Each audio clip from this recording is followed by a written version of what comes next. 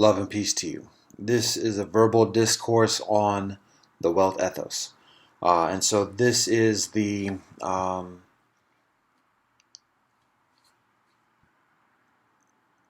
principle of Ahimsa, the first principle of the Welt Ethos. And this is how Ahimsa is taught. These are some teachings from Christianity regarding Ahimsa. And so throughout the Gospels of Christianity, Jesus very much champions the experience of peace and the well-being of others. And he provides multiple explicit teachings for peace, for reconciliation, for forgiveness, and for settling disputes without violence. He himself leads a life of ahimsa without violence. He abstains from practicing or imposing violence on others. And he abstains from having even a military or a type of any kind of enforcing agency, and so this is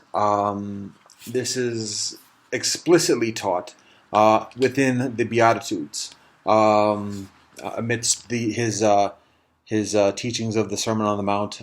He provides some explicit blessings and advocacy and promotion of certain practices of righteousness amongst individuals. And so to quote a passage from the Gospels, this is the Gospel of Matthew, chapter 5, chapter 5, verse 9, and it plainly states, "Blessed are the peacemakers, for they shall be called sons of God." So that's Matthew 5, chapter 5, verse 9. So there is an explicit teaching of peace, and the ministry that Jesus enacts, that he practices, is one of healing, of addressing the suffering and the afflictions of individuals, and providing those individuals with compassion. And exactly healing individuals, healing the blind, healing the lame, healing the deaf, and additionally. And so it's very much one of promoting the well-being of others. And then further, within the Gospels, there actually is an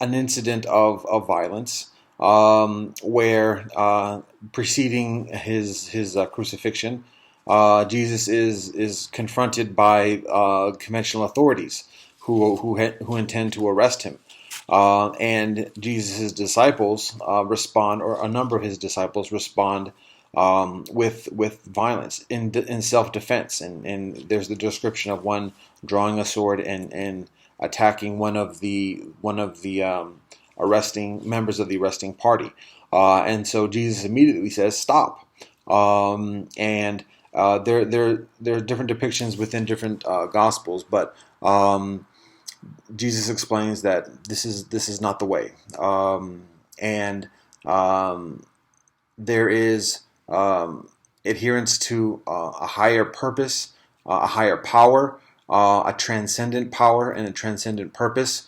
that goes beyond the capabilities of violence, and an inevitability that violence cannot avoid or enact.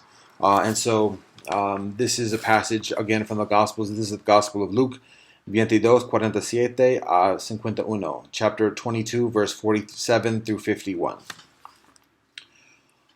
While he was still speaking, there came a crowd, and the man called Judas, one of the 12, was leading them.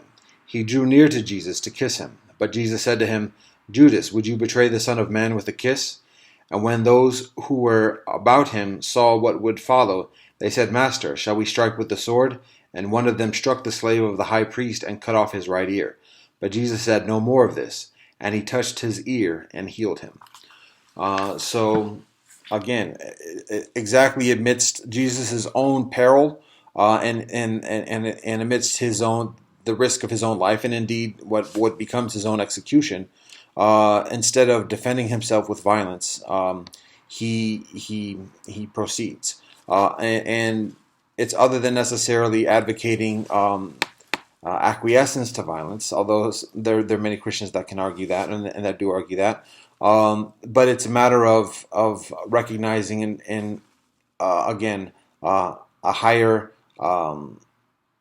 purpose, a higher power, and a higher methodology.